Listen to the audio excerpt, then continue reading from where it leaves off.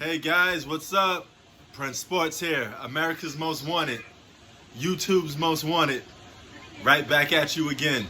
Alright, if you notice, we just got through seeing day one of the NBA playoffs. Now the game of the day was Dallas Mavericks versus the Los Angeles Clippers. Now my man Draco Tunes, he asked me how do I see the game coming out. I said the Clippers was gonna pull through and they was gonna win the game because I know the Dallas Mavericks can't close games out. They have real big problems closing games out. They get these big leads, they put on all these highlights. Luka puts on the show and he gets his points, he gets his stats. But when it comes time to executing and closing games out, they just don't know how to do it. You know, if they go to the fourth quarter down by, well, if you go to the fourth quarter down by 6, 10, even 10, depending on what team it is, you could beat the Dallas Mavericks, okay? So a 6-point lead, a 10-point lead is nothing when you playing against the Dallas Mavericks. You can easily beat them even if they have a lead like that. And Luka scored 42, and a lot of it went to waste. You know, he got some buckets when the game was already decided. And you could make a case if KP didn't get kicked out from those damn technical fouls. You know, there was bogus fouls, by the way. But nevertheless, guys, I don't think if he played the game that he would have won anyway. You know, he would have put up some numbers, but the Clippers just have too much firepower. They know how to close games out, and they just happen to be a better team. All right? If they handle business and they don't flop, or they don't take this team lightly, they could beat this team in 4 games, flat. Okay?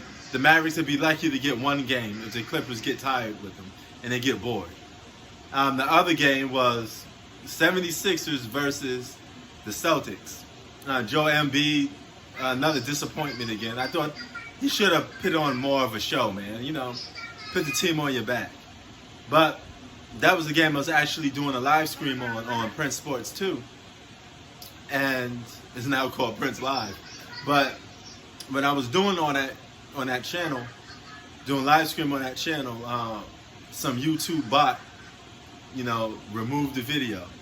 Now, will I still go on to do live stream for NBA games? Yeah, I probably would, but I will start to do it a little bit differently now, man.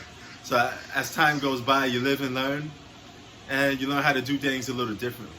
So when I go on live for NBA games, I'm gonna do it a little bit differently, man, because YouTube seem to have me on their mind. They seem to be scalping my every move. They do that to a lot of people, and you know, YouTube be hating. What can I say? But Donovan Mitchell scoring 57 points. You know, good performance when you score 57 points. But if you come up with the loss, it's not really that much, you know, impressive because you lost. You know, but nevertheless, give the man credit for getting 57 points. But they still took the L. You know, at the end of the day, it's all about winning. And he didn't get that W today. So he got to go back to the drawing board. But that's going to be a decent series, man. You know, Utah may win a game or two, but I think they're still going home. They seem to be like a punching bag for the Western Conference. So I don't see them doing anything, you know, statue or that's going to affect the game. So, yeah, man.